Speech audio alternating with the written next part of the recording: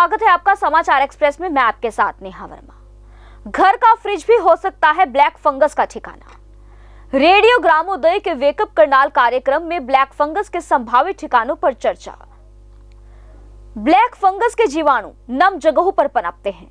इनमें आपके घर का रेफ्रिजरेटर भी शामिल हो सकता है।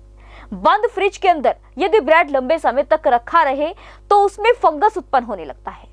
इसके अलावा लकड़ी के पत्ते व अन्य जगहों पर भी फंगस पनपता है, जो इस बीमारी का कारण बन सकता है। कोरोना के उपचार के दौरान कई बार ऐसा भी देखा गया है कि लोग ऑक्सीजन कंसंट्रेटर में डिजिटल वाटर के बजाय साधारण पानी डाल देते हैं। इसमें भी ब्लैक फंगस पैदा होता है। इसीलिए ऑक्सीजन कंसंट्रेटर में साधारण पानी का इस्तेमाल कतई ना करें। यह सभी जानकारी रेडियो ग्रामोदय के वेकअप करनाल कार्यक्रम में हरियाणा ग्रंथ अकादमी के उपाध्याय डॉक्टर वीरेंद्र सिंह चौहान और प्रसिद्ध नेत्र रोग विशेषज्ञ डॉक्टर राजेंद्र सिंह चौहान के बीच चर्चा के दौरान सामने आई। डॉक्टर चौहान ने बताया कि ब्लैक फंगस सीधा आंख में प्रवेश नहीं करता। इस जीवाणु के मस्तिष्क तक पहुंचने के रास्ते में कई चरण हैं। मसलन यह सांस के साथ नाक और मुंह के जरिए शरीर में प्रवेश कर सकता है या ग्रहण किए जाने वाले भोजन पदार्थों के साथ भी शरीर में प्रवेश कर सकता है। इसके अलावा चोट लगने पर यदि त्वचा में छेद हो जाए तो उस स्थान से भी फंगस शरीर में प्रवेश कर सकता है। ब्लैक फंगस कमजोर प्रतिरोधक क्षमता वाले लोगों को आमतौर पर प्रभावित करता है। ब्लैक फंगस शरीर में प्रवेश करने के बाद किस तरह से नुकसान पहुंचाता है?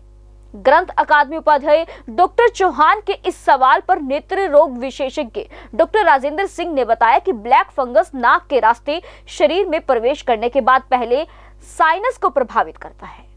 उसके बाद यह जबड़ों की मांसपेशियों या चीक बोन में अपना ठिकाना बनाता है, जिसके फलस्वरूप गालों में सूजन आ जाती है।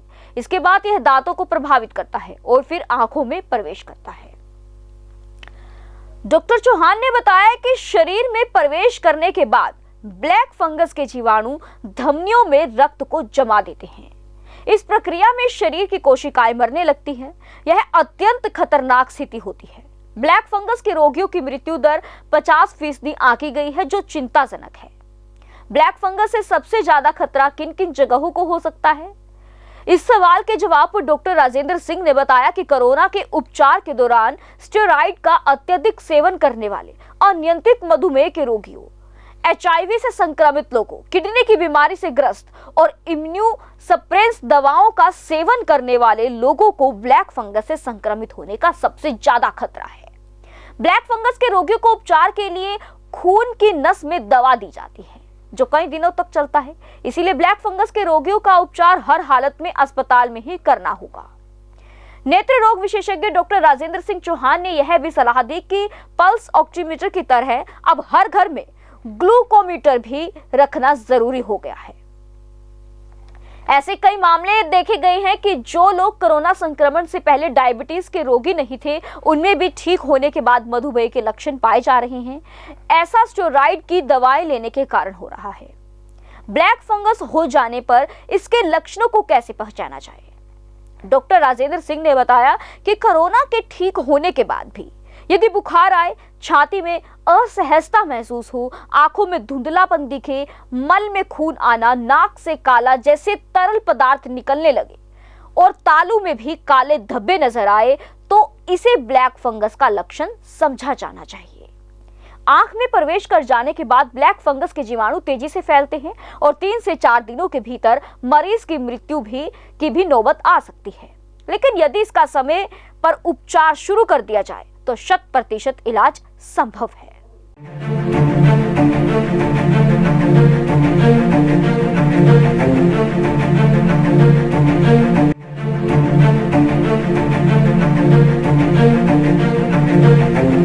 ऐसा अवसर फिर नहीं मिलेगा। अब हरियाणा सरकार की दीनदयाल आवास योजना के अंतर्गत सेक्टर 1 तरावड़ी में 135 और 142 गज के प्लॉट्स मात्र 21,000 रुपए देकर बुक करवाएं। क्रेडिट सोसाइटी, सड़क, sewerage, street light, park, community centre, तुरंत रजिस्ट्री और पोसेशन भी। कॉल 9466034000।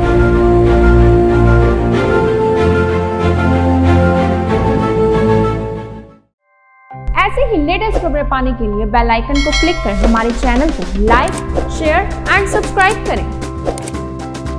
धन्यवाद।